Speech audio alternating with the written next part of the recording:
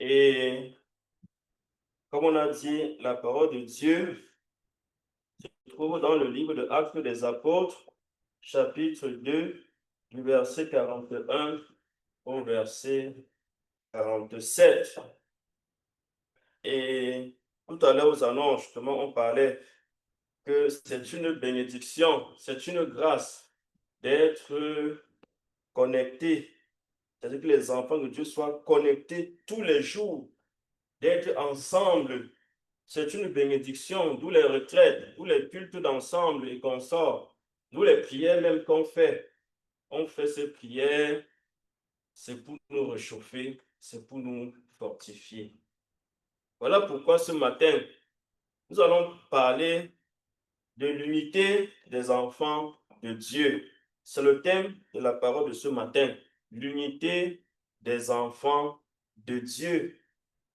Hier, pour ceux qui étaient connectés, nous avons parlé, nous avons vu beaucoup de choses par la bouche de loin de l'Éternel. Nous avons vu beaucoup de choses. Il nous a parlé de la maturité spirituelle. Il nous a parlé de la prière. Il nous a parlé de l'amour fraternel, de la communion, de l'unité. C'était un ensemble. C'était un ensemble. Pour ceux qui étaient là, vraiment, ont beaucoup profité. On a été édifiés abondamment. Il a montré comment aujourd'hui, c'était un peu la révision des enseignements de la Convention qu'on a vu à PK16. Il a montré comment aujourd'hui le diable fait tout pour que les frères ne prient plus ensemble. Il met tout en œuvre pour empêcher les frères de prier. Que ce soit entre nous les frères, que ce soit même dans les foyers, dans les couples, le diable met tout en œuvre pour séparer les gens, pour séparer les amis.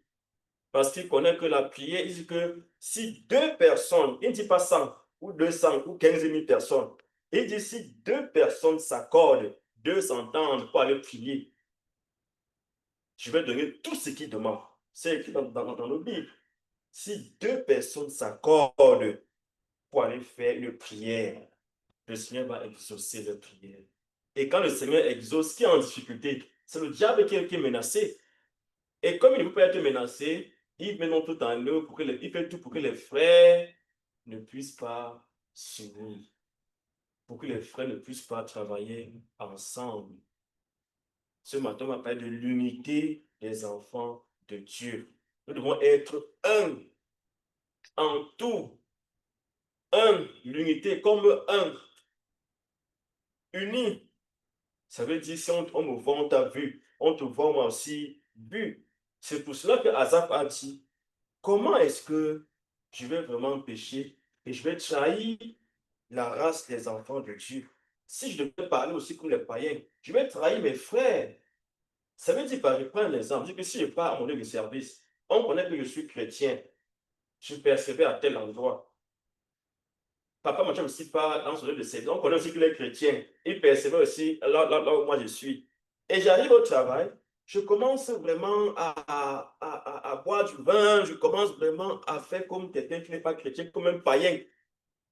Vous croyez que je sens que je viens faire avant Mathias? Je ne pense pas. Parce que quand on me voit, on dit que mais ce n'est pas ton frère là-bas, c'est lui. Hein? C'est que ce n'est pas sérieux. Vraiment, c'est lui, donc voilà. Tu dis comment Dieu est bon, comment Dieu et lui, il est comment. C'est la honte. C'est pour ça que Azaph a dit, comment je vais trahir mes frères? Si on voit que moi, Azaph, je vais aussi parler comme les gens du quartier. Et on va dire que mais ce n'est pas leur frère. Ils auront la honte à cause de moi. Je ne peux pas trahir mes frères. Je vais tout faire pour qu'on voit toujours que non. Si je n'ai pas dit à mes collègues ou même à mes voisins que vraiment chez nous, vraiment, on ne vole pas. On ne vole. Il faut que même lorsqu'ils vont quitter de leur maison, ils vont plus pas même ailleurs, dans une autre ville. Ils croient que papa Mathias là-bas. Ils vont se dire que, mais il nous a dit que Chili ne vole pas. Donc on voit que lui aussi ne vole pas. Il a raison. Il a raison. Il part, il voit même une maman. Elle aussi avec lui. Ça veut dire que, il m'a dit qu'il ne vole pas. On voit qu'elle ne vole pas aussi. On dit vraiment, il avait raison. Mais si elle dit que non, chez nous, vraiment, on s'habille décemment. Ah bon? Et quand un jour, il croise quelqu'un qui est avec moi, il dit, mais comment? C'est que l'habillement, c'est encore. Tu vois la honte que tu jettes sur nous. J'ai aimé l'unité. On a de un en tout.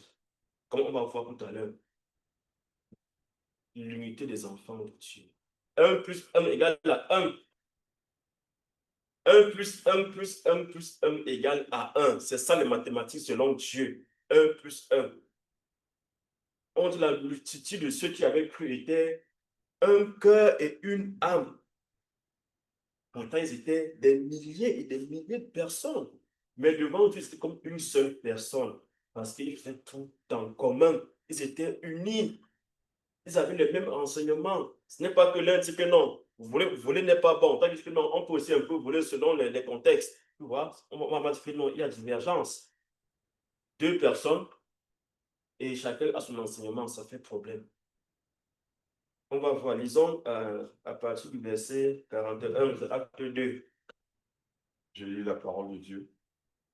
Acte chapitre 2, verset 41. Ceux qui acceptèrent sa parole furent baptisés. Oui. Et en ce jour-là, le nombre des disciples s'augmenta d'environ 3000 âmes. 3000 âmes se sont augmentées sur ce qu'il y avait déjà. Ce n'est pas qu'ils étaient en tout 3000. C'est 3000 nouveaux frères, 3000 nouveaux chrétiens qui s'ajoutent dans la communauté. C'est-à-dire que c'était des milliers et des milliers de personnes après la prédication de Pierre. Ils persévéraient dans l'enseignement des apôtres. Ils persévéraient tous. On n'a pas dit qu'une partie de personnes persévérait. Toute cette multitude-là, des milliers et des milliers, ils persévéraient dans l'enseignement des apôtres. Ils étaient humbles dans l'enseignement. Pourquoi est-ce qu'aujourd'hui, on vient voir parmi nous, on dit que nous sommes des frères, mais on vient voir des divergences parmi nous? L'autre dit que non, voler n'est pas bon. L'autre dit que non, ça dépend des contextes. L'autre dit que non, prier est bien. L'autre dit que non, on peut aussi mieux dormir un peu. Vous voyez, il y a trop de divergences parmi nous. Pourquoi? Parce que nous laissons l'enseignement des apôtres. Chacun laisse pour aller fabriquer son propre enseignement selon sa logique humaine. Moi, je vois que même Dieu aussi est compréhensible. L'autre dit que moi aussi, je vois que même Dieu... Non, ce n'est pas que tu vois que nous devons voir comme la parole de Dieu nous demande de voir. C'est pour ça que ceux-ci étaient humbles, parce qu'ils avaient tous le cœur figé, posé, la même base des enseignements, tout ce qui est dessus. Personne ne disait que non, vraiment, moi je préfère Apollos, l'autre dit que non, moi je préfère Paul, l'autre dit que non, moi je préfère plutôt celui-ci, l'autre dit que non. Ils marchaient selon les enseignements que les apôtres leur donnaient. Oui. Dans la communion fraternelle. Dans la communion fraternelle, ils aimaient être ensemble. Une communion comme une communion des frères. Ils avaient la joie de savoir que mardi, il y a la réunion, je m'en vais à la réunion, je vois mes frères là-bas. Pour eux, c'était une bénédiction. Mais est-ce que pour nous, c'est aussi une bénédiction? C'est la question que nous devons nous poser. Est-ce que c'est une bénédiction pour nous aussi aujourd'hui? Cherchons à tout faire pour vivre dans cette communion-là. Cherchons à tout faire. Comment je peux faire pour me rapprocher de mes frères? Bien aimé, si nous avons la bonne, on dit, il dit, si vous avez la bonne volonté, si vous êtes docile, vous mangerez les meilleures productions du pays, dit la parole de Dieu. Si vous avez simplement la bonne volonté, or aujourd'hui, on a cette volonté, ça nous échappe. Ça nous échappe. Quand Marie partait au tombeau de Jésus, quand elle partait embaumer le corps, elle était combien? 5000 ou 4000? C'était quelques femmes. Je ne sais pas s'il y a même 10 femmes là, parce qu'une poignée de femmes, Marie était une poignée de femmes. Et après, elles se sont dit en chemin, qui va rouler la pierre du sépulcre? Parce qu'à l'époque, c'était comme une grotte. On creusait dans la pierre, on a mis le corps et on roulait la pierre donc, pour cacher l'entrée. Une grosse pierre. Or, c'est que des femmes nous ont dit, qui va nous aider à rouler la pierre pour que nous entrons pour embaumer le corps de Jésus? C'est que ça leur préoccupation. Mais est-ce que la difficulté les a empêchées d'avancer? Elles ont eu la bonne volonté. On va aller. Dieu va pouvoir, on va seulement partir. Et le Seigneur a vu leur disposition et il a envoyé l'ange rouler la pierre. Bien aimé, la bonne volonté nous manque aujourd'hui. Même quand on dit programme d'ensemble, tu n'as pas la bonne. Déjà en toi, déjà tu repousses, tu dis non, encore, je vais encore dépenser l'argent pour acheter le ticket. Tu vois déjà comment tu fais? Dès qu'on dit qu'il y a point d'ensemble, immédiatement tu dis que non, ça va, je vais encore dépenser. Non. Même si dans un point de dépôt, tu n'as rien, tu dis que vraiment, je n'ai rien, je ne pars pas. Dis que je vais partir. Dis comme ça, que Seigneur, je vais partir là-bas. J'ai la volonté de partir. Et le Seigneur va pouvoir. Il va envoyer l'ange aussi payer ton pied. Comme il a envoyé l'ange aussi pour rouler la pierre devant Marie et les autres. Si vous avez la bonne volonté, si vous êtes docile, obéissant, vous mangerez les meilleures productions du pays. Oui. Dans la fraction du pain. Et partager le pain, mes frères. Comme on a vu à la retraite, il y a, quand on met même la photo, la vidéo, c'était beau. Pour ceux qui étaient là, hein, c'était magnifique. Bien aimé, pourquoi ne pas vivre cette foi-là? Cette simplicité. Ceux qui ont manqué à la retraite, n'ont-ils pas perdu quelque chose? Ils ont perdu quelque chose. Parce qu'on a peut-être les petits-enfants, on a mangé jusqu'à manger, même les mets traditionnels, manger le cuit, manger, c'était bon.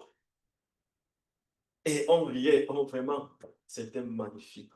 Bien aimé, c'est comme ça que nos frères faisaient. C'est comme ça que l'Église primitive faisait, dans une simplicité. Ils n'étaient pas des milliardaires, que non, pour manger, il faut simplement, il faut toujours acheter le caviar, acheter, je ne sais pas moi, le crocodile, acheter le caïman, pour montrer que non. Même un morceau de pain, ils découpent, ils découpent, ils découpent, ils mettent même de l'eau, ils mangent, ils sont heureux. Même plus que ceux qui mangent, je ne sais pas moi, même l'éléphant, ils sont heureux. Et dans cette simplicité-là, dans cette fraction du pain, ensemble, ils mangent ensemble, la bénédiction descend. Il y a eu un témoignage vrai. C'est que des mamans, elles sont parties au Cameroun, elles sont parties au champ. Pour faire le champ comme vous connaissez, elles sont allées travailler. Elles ont travaillé, elles ont travaillé. Maintenant, arrivé l'heure où elles devaient se reposer un peu, manger, prendre les forces pour continuer, elles ont dit que bon, on va faire une pause pour manger. Elles ont pris le repas qu'elles étaient venues avec.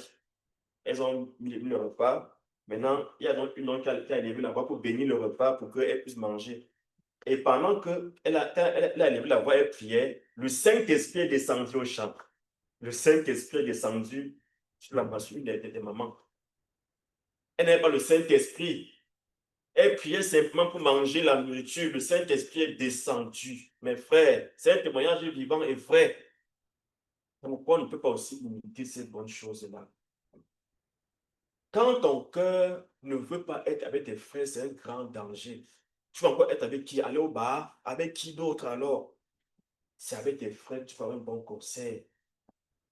Mais si tu laisses tes frères seulement pour être à l'aise avec ceux du monde, ils ne connaissent même pas Dieu, ils vont t'apprendre quoi? Comment aller voler? Comment vraiment être soumis à ton mari? Comment faire ceci? C'est ça qu'ils vont t'apprendre.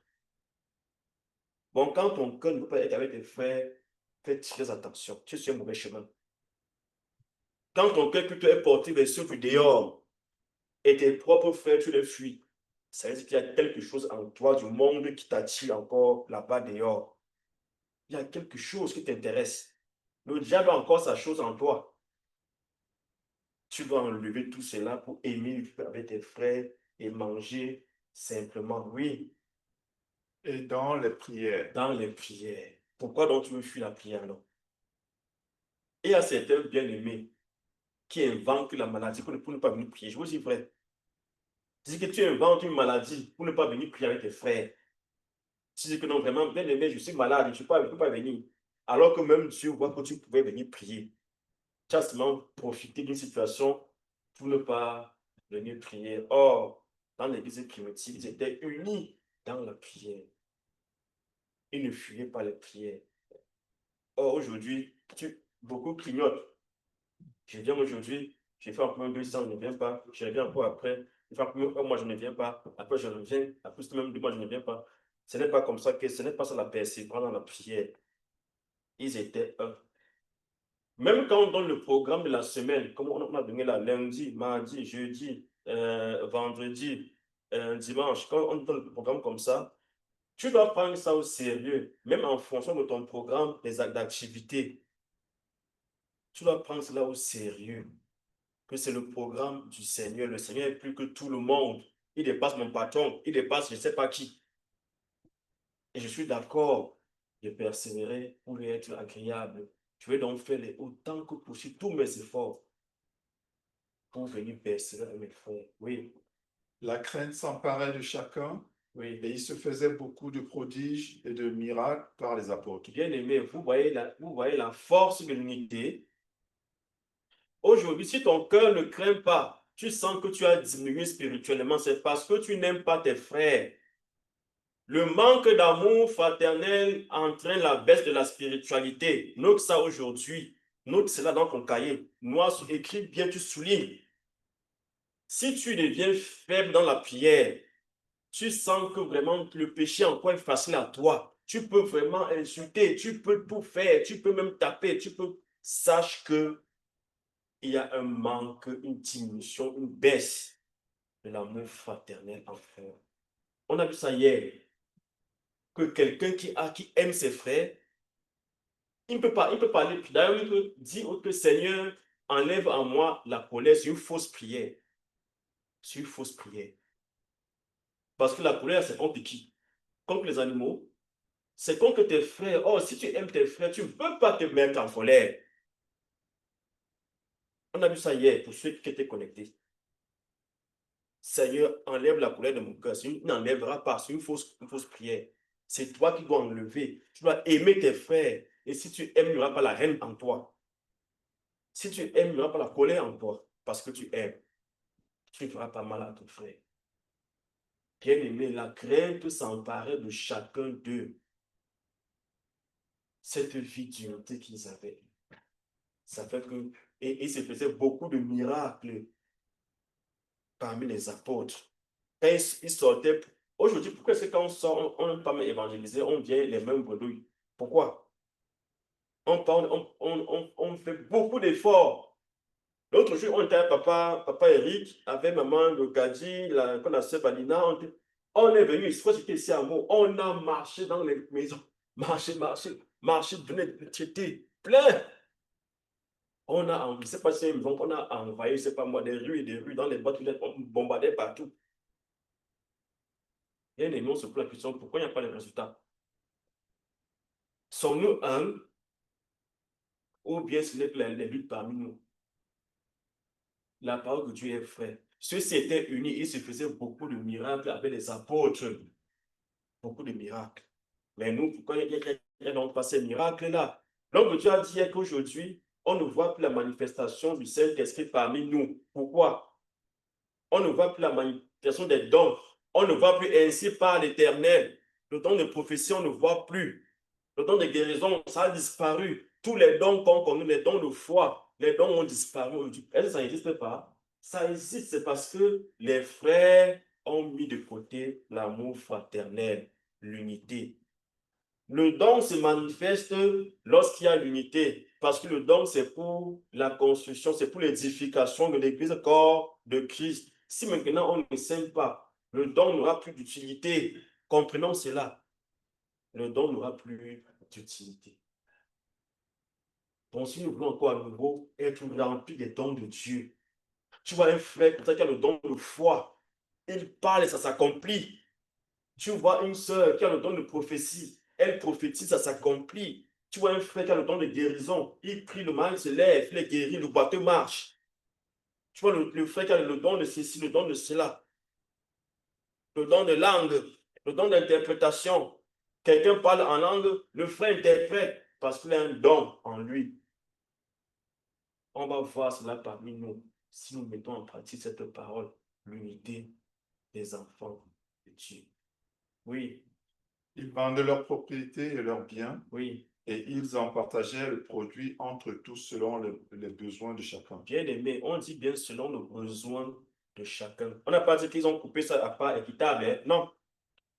On n'a pas dit qu'ils ont vendu, ils sont venus. On a combien? 10. On coupe en 10. Ils n'ont pas fait ça. Ils ont donné selon le besoin de chacun.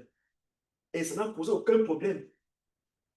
Parce qu'il va que c'est mon frère. Lui, il a peut-être besoin. Si peut-être moi, j'ai peut-être besoin juste de 100 euros, ça me suffit. Mais lui, si on donne 100 euros par rapport à ses charges, ça ne va pas suffire. On dit que non, non, donnons-lui même 1000 euros. Moi, je prends 100 euros. Lui, il a besoin de 2000, on donne 2000 là-bas. On se répare. Et tout le monde est en paix, ça ne joue personne. Mais si je vous donne que non, non, pourquoi, non, non, on coupe ça. Oh, il ne faut même pas qu'un centime. Même si on partage, il reste même 10 centimes. On dit que comment on peut faire pour partager 10 centimes? On va dire que non, allons acheter le bonbon avec ça. Et on coupe ça. On va acheter le bonbon, on divise ici. Il ne faut pas qu'un centime, quelqu'un bouffe l'autre. Bien aimé, il n'avait pas ce cœur. C'est dans le cœur qu'il faut que nous tous nous soyons heureux. Nous soyons en paix. Et la bénédiction était remplie au milieu d'eux. Vivons encore cette foi. Ils vendaient leur propriété. Vous voyez où ils arrivaient? Ils vendaient leur propriété. Et ils se partageaient. Alors, Ananias et Saphira, vous vous souvenez de l'histoire? Ils ont voulu être malins. Ils sont allés vendre. Et ils ont caché l'argent. Et venu manger au Saint-Esprit. La mort les a portés les deux. Lui et sa femme sont tombés devant, ils sont tombés, ils sont morts devant Pierre. Qui vous a appris à venir tenter le Saint-Esprit? Et ils sont tombés, ils sont morts, on ne peut pas les ensevelir. Parce qu'ils ont voulu être. Bien aimé, c'est un danger de se mettre à l'écart de l'amour fraternel. C'est un danger quand tu ne veux pas t'unir avec tes frères. Parce que ce qui est arrivé à Ananias et Saphira, avant c'est arrivé, c'est un danger. L'unité des enfants de Dieu, c'est une bénédiction. Oui. Ils étaient chaque jour tous ensemble, assidus au temple. Oui. Ils rompaient le pain dans les maisons Oui. et prenaient leur nourriture avec joie et simplicité de cœur. Ils rompaient les pains dans les maisons. Et ils prenaient la nourriture. Je peux quitter un jour. Je vous dis la vérité. Je quitte un jour. Je démarre ma voiture. Je démarre. Allez, en route. J'arrive chez un frère. Je dis, frère, je suis venu pour qu'on dise, on va dîner ensemble ce soir. Il dit, ah, ben, je dis, oui, on va manger ensemble. J'ai apporté un peu de, tout le monde le couscous. J'ai apporté un peu de couscous ici, là. J'ai apporté un peu de ceci. On va un peu de fruits. On va manger ensemble. Où sont les enfants? Vraiment, on s'assoit. On bénit le Seigneur. On mange. On cause. On rit. Et après, on rentre. Dites-moi ce qui dépasse cela. Dites-moi ce qui dépasse. C'est que simplicité. Aujourd'hui, on est tellement compliqué. On veut tout compliquer. Ils mangent dans leur maison. Ils mangeaient. Le voisin vient, il mange. Il mange. Bien aimé, aujourd'hui, il y a la vie des païens parce que nous condamner. Je vous dis la vérité. On a des voisins, ceux qui connaissent chez moi, on a des voisins qui parfois nous font culpabiliser. Je vous dis la vérité, je vous dis ma vérité, qui parfois nous font culpabiliser. Vous savez pourquoi? Ces voisins-là, ils ont des potagers. Ils nous donnent tellement de choses qu'on dit que, mais on dirait que nous sommes une famille. L'autre jour, ils ont apporté toute une caisse de pommes de terre. On donne à la maison. Après, il y avait tout de tomates, des grosses tomates qui sortent du champ. Vraiment des grosses tomates. Tout un paquet. Après, ils apportent encore autre chose. Ils ne font que nous donner des choses. Ils donnent des oignons pour la taille. Ils disent que, mais ça, c'est quoi ça? Gros comme ça. Ils donnent beaucoup. Ils ne font que nous donner des vivres. Bien aimé, si notre justice ne dépasse pas celle des scribes et des pharisiens, vous voyez comment ils ont bon cœur, ces voisins. Vous voyez comment ils ont bon cœur. Ils partent faire le champ. On n'est pas avec eux là-bas. Mais ils pensent que nos voisins, ils portent pour nous des trucs qui viennent donner les vivres. Les oignons, ils donnent les oignons, les tomates, les pommes de terre, des trucs qu'ils prennent dans le champ. Ils pensent à donner pour nous. Et nous, entre frères, on est capable de le faire. On est capable. De dire que frère, tu peux me rester pour tu vois que, mais comment? Je vois le frère ne fait que venir chaque dimanche avec une paire de chaussures. La même paire, il n'a jamais changé depuis que je le connais. Il n'a jamais changé la paire. Bon, ok, je note, je ne dis rien. Je ne sais pas, peut-être voir même son serviteur ou son pasteur.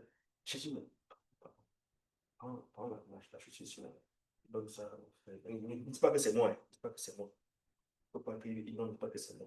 Dis-moi que c'est un bienfaiteur qui a pourvu. Tu donnes. Et demain, tu peux voir, dimanche prochain, il entre avec une paire de chaussures. Tu es content. Sans enlever quoi sur toi. Tu es devenu pauvre. Tu vas sans enlever quoi? Rien. Mais les petits gestes, ça nous dépasse à faire.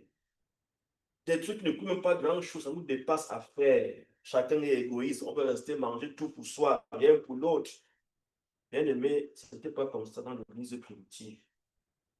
Ils avaient tout en commun. Oui. Louant Dieu et trouvant grâce auprès de tout le peuple. Ils louaient Dieu et trouvaient grâce auprès de tout le peuple. Oui.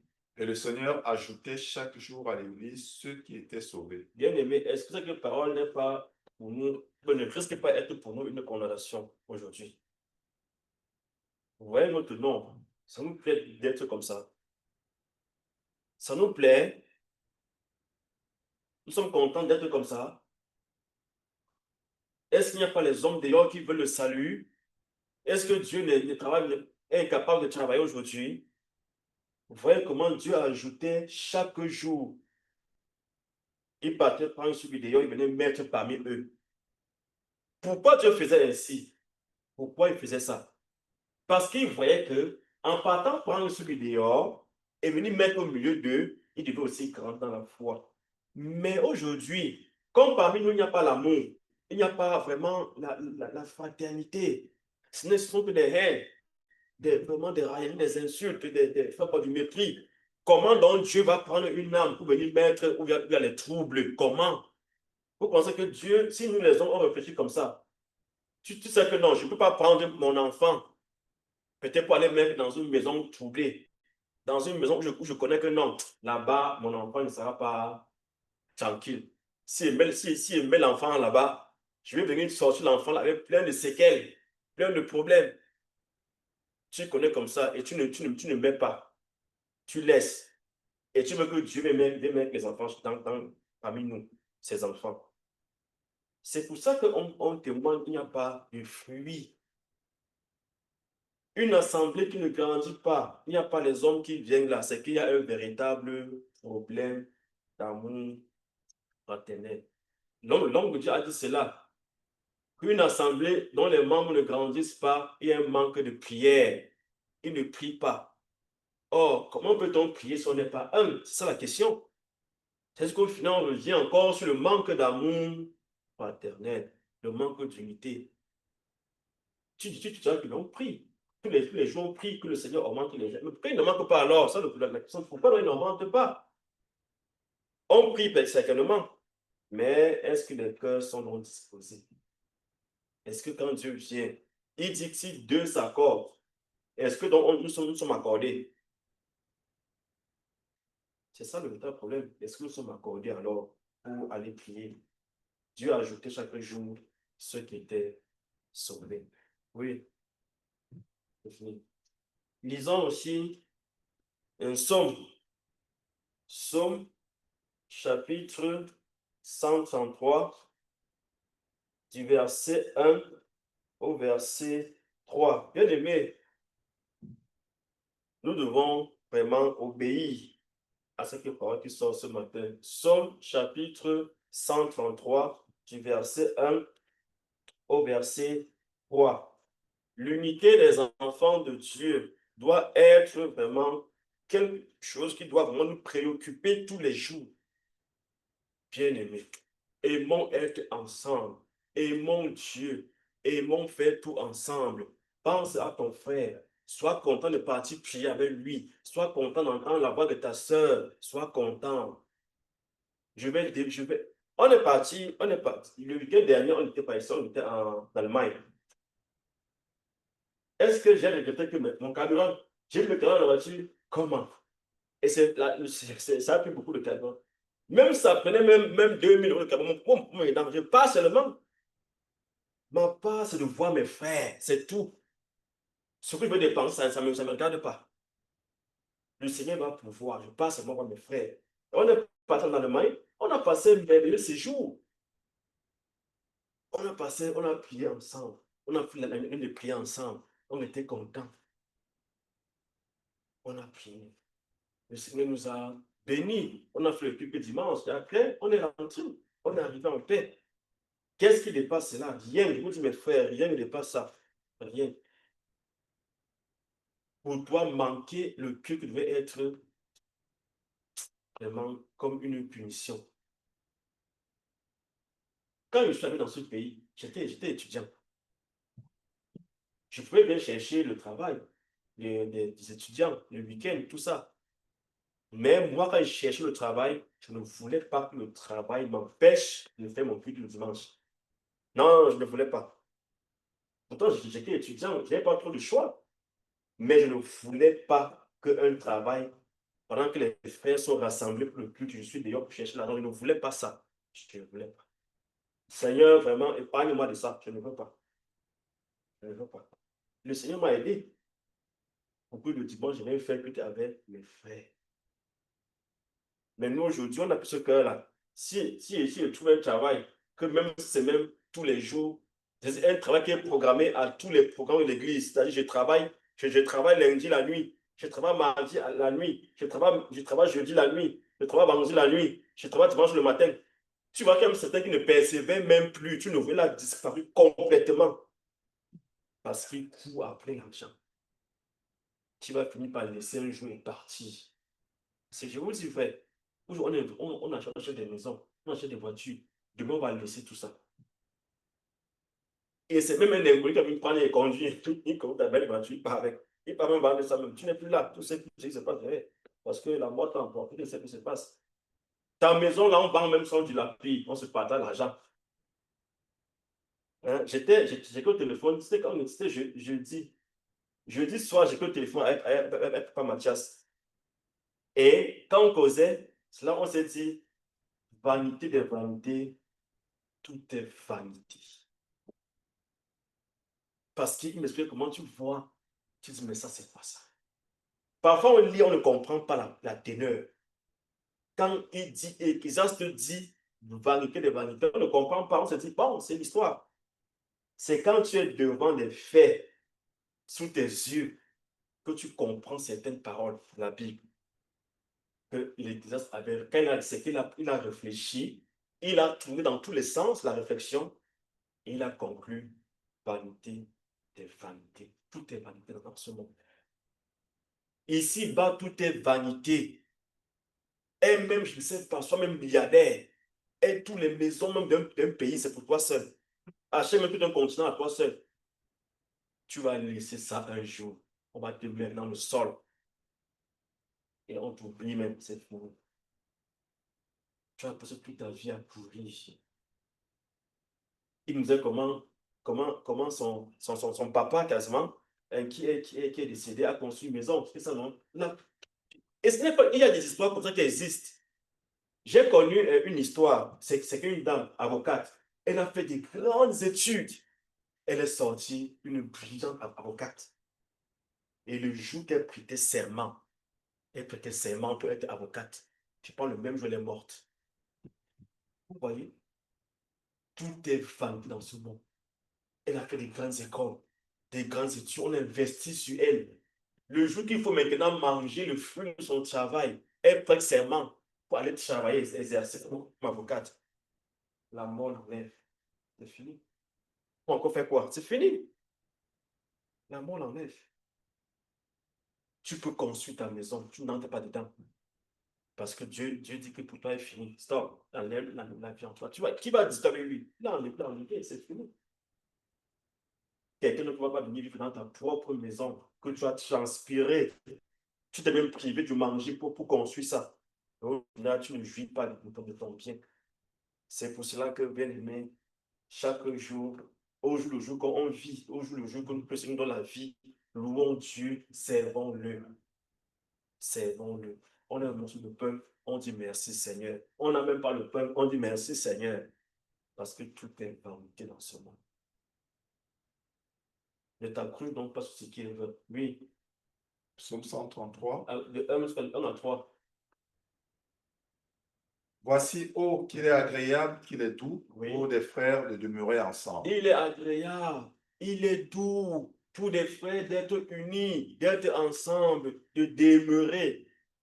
Il faut bien, le mot demeurer, ça a sa place. C'est bien placé ce mot-là.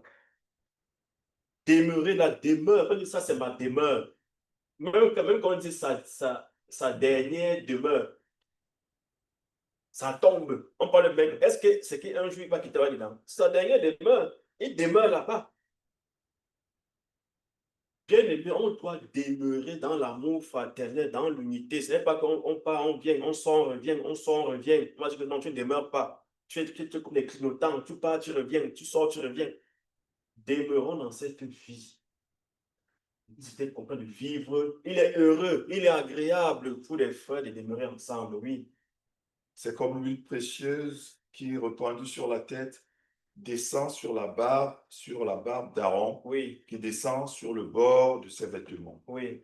C'est comme la rosée de l'Hermon qui descend sur les montagnes de Sion, Oui. car c'est là que l'Éternel envoie la bénédiction, la vie pour l'éternité. C'est là que l'Éternel envoie la bénédiction et la vie pour l'éternité. Ne veux-tu pas cette bénédiction? Quand tu veux que soustraire tes frères, tu t'attends donc à quoi alors? On dit que c'est là, c'est là-bas, c'est l'endroit où l'Éternel dans un bar. Il n'ira pas donner les bénédictions dans une boîte de nuit. Non. C'est là où les enfants de Dieu sont rassemblés. Là où 2 ou 3 sont là à mon nom. C'est là-bas que l'Éternel déverse ses bénédictions. Mes frères, quand tu veux donc fuir la prière, tu vas donc prendre la bénédiction là ou alors dans ta maison, tu vas prendre ça où? Quand tu veux fuir le culte, tu vas prendre la bénédiction là où? Lis encore ta Bible et réfléchis bien. C'est là que l'Éternel déverse la bénédiction et la vie pour l'éternité, pour entrer au ciel. Bien-aimé, l'unité des enfants de Dieu, c'est le chemin du ciel. C'est le chemin de la bénédiction, de la vie pour l'éternité. Si nous faisons tous ainsi, si nous sommes un, si nous sommes unis, l'Éternel ne manquera pas de prendre soin de nous et nous verrons ces bénédictions abonder parmi nous. Et comme il est écrit, il va augmenter notre nombre s'il voit que les frères, si parmi les frères, il y a l'amour qui règne. Le Seigneur qui est un Dieu d'amour, il va donc ajouter les frères parmi nous parce qu'il va connaître que les frères vont venir dans un milieu vraiment bien sain et ils vont bien s'épanouir dans la foi. Mais s'il trouve que le milieu n'est pas sain, le milieu est plein de haine, plein de tension, d'hypocrisie, de mépris, on va témoigner, les âmes ne viendront pas. Le Seigneur va dire que non, que les maîtres là, ils vont venir voir vraiment le scandale et repartir peut-être le jour, nuit, ils restent où ils sont là-bas. Quand le milieu sera adéquat, alors je vais les faire venir. Est-ce que ces frères parquet fait des campagnes d'évangélisation partout? Le Seigneur lui-même ajoutait, il prend, il met, il prend, il met, il prend. Un jour au Cameroun, il y a 2 mamans qui ont eu, qui ont eu un songe. Le Seigneur a montré une assemblée, c'était à Élie Zoyondé. Dans le songe, une vision, il a montré, indiqué l'assemblée. Elle n'était jamais venue là-bas dans l'assemblée, là. Elles sont levées. Elle voit la vision, elle marche, elle marche, elle marche. Elles sont venues, elles étaient à 2. Elles sont venues entrer dans l'assemblée. C'est que le pasteur Kamchoum qui était là à l'époque, il a décédé. Elles sont venues entrer dans la grande assemblée. Je dis que vous connaissez la grande assemblée au Cameroun. Elles sont entrées là-dedans. Il la voit. Après, elle vient. Elle dit, mais que voulez-vous? Elle vient dire, mon fils, vraiment, nous sommes malades. Nous sommes malades. Et il dit, oui, mais que voulez-vous? Elle dit, vraiment, on veut la guérison. Le Seigneur nous a indiqué comme ça, on est venu ici. Elle dit, après, le pasteur dit, il regarde, il dit que bon, comme elle avait sur elle les bijoux, les ceci, plein de trucs sur elle. Le pasteur dit simplement, maman, enlevez ça sur vous, enlevez tout ce que vous voyez, enlevez. Enlevez tout ça, enlevez. Elle enlève. L'autre, elle se tient deux. L'autre maman dit, mais comment? L'homme, s'il a fait de vous fou, il me dit d'enlever ça, 400 000. Le bracelet, 400 000. J'enlève. Non, non, non, non, non, j'enlève pas. C'est trop dur. Elle est partie, elle est quittée. Elle est partie, ça se voit, elle est quittée. L'autre maman est restée. Elle a tout enlevé. Moi, j'enlève. Pasteur, j'enlève. Elle a enlevé tout. Après, le pasteur n'a même pas prié. Il n'a pas prié, il a seulement dit, maman, Va t'asseoir. Tes maladies sont finies. Et ces maladies sont parties complètement. Il n'a même pas prié. Parce qu'il a vu que tout ce qu'elle avait sur elle là, parce que les esprits, enlève ça, enlève, enlève. Elle l'a enlevé. Elle dit, maman, va t'asseoir. L'obéissance, ça suffit. Va t'asseoir. Elle a été complètement guérie. Complètement. Vous voyez comment Dieu peut orienter les hommes parmi nous-mêmes sans témoignage. Même ton voisin peut venir, puis même il arrive, là, il ne connaît pas il a entré s'asseoir et il croit à l'évangile. Bien-aimé, voilà la force de l'unité. Restons dans cette force-là. Travaillons dedans et nous verrons que le Seigneur va prendre soin de nous. Que le Seigneur nous bénisse par cette parole. Au nom de Jésus, notre Sauveur. Amen. Amen. La lumière de Dieu, lui, dans mon cœur. Alléluia, j'ai vu la lumière de Dieu, j'ai vu la lumière, lui dans mon cœur. J'ai vu la lumière de Dieu, lui dans mon cœur. Alléluia, j'ai vu la lumière de Dieu, j'ai vu la lumière. Lui dans mon cœur.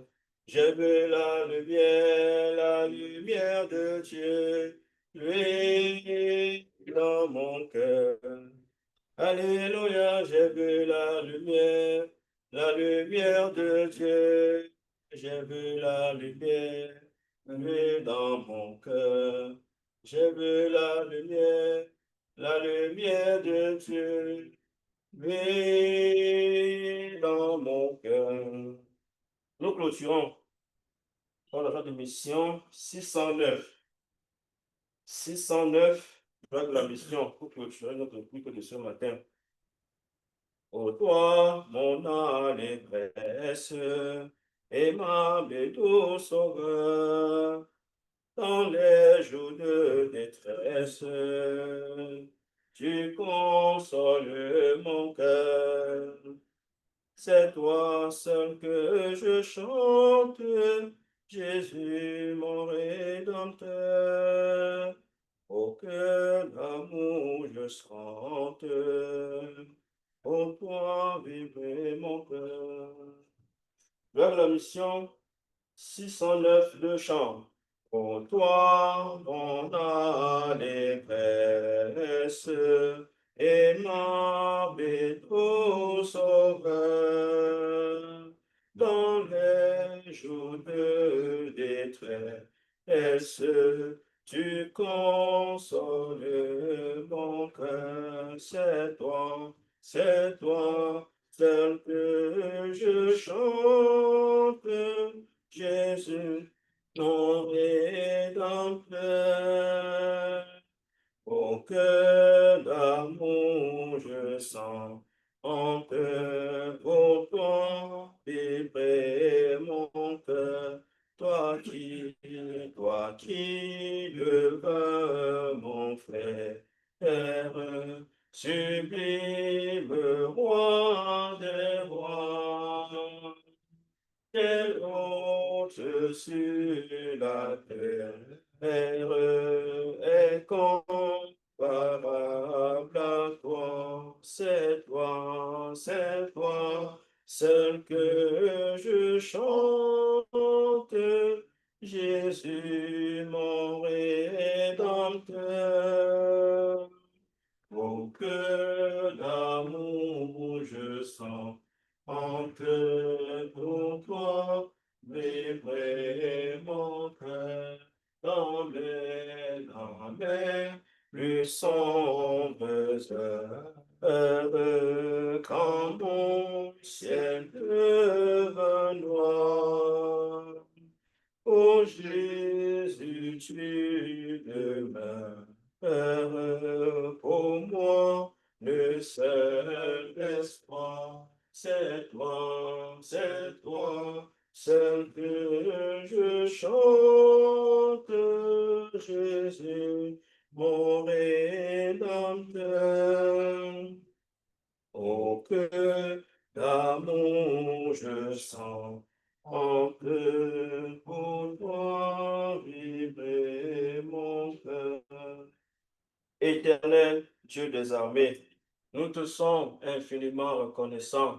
Toi qui trônes au ciel, qui fais la tête en marchepied. Merci pour notre présence en cette matinée. Tu nous as permis de venir devant toi en ta présence pour t'offrir notre culte d'adoration au vu de ce que tu as fait pour nous tout au long de la semaine. Tu as veillé sur nous dans nos voyages. Tu as pris soin de nos enfants pendant ces vacances. Et voici, ils vont reprendre le chemin de l'école. Père tant, nous te disons infiniment merci. Merci pour ta parole de cette matinée que tu nous donnes encore, Seigneur, pour prendre soin de nous, pour nous édifier, pour nous émonder. Nous te disons infiniment merci. Nous recommandons également nos enfants entre tes mains qui vont reprendre le chemin de l'école. Tu veilleras sur eux, Seigneur. Tu les préserveras les accidents de circulation dans leurs établissements, que les anges campent autour d'eux pour les arracher, les préserver de tout danger, qu'ils sortent de la maison et qu'ils rentrent dans de très bonnes conditions. Père, tant nous commandons leur année scolaire entre tes mains, qu'ils soient brillants dans leur salle de classe, donne-leur la sagesse et l'intelligence, qu'ils soient les premiers et non les derniers. Notre Dieu et notre Père, nous recommandons aussi la semaine entre tes mains.